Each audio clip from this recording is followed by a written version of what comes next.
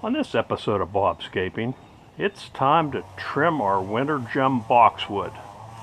It's put on significant growth throughout May. We've had pretty mild weather, one of the wettest Mays on record with rainfall, and in turn we have a lot of new growth. So as we've done in the past, we're going to use a timer to see how long it takes to trim this boxwood this year. Okay, so from a standing start with motors off, let's hit the start button.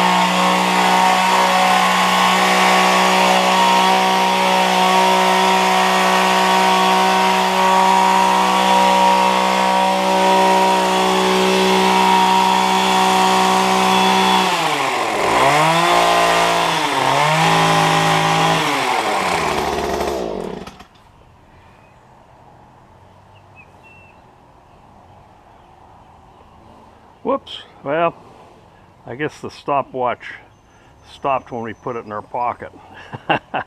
So we didn't do it in a minute and a half, but it's a pretty good time.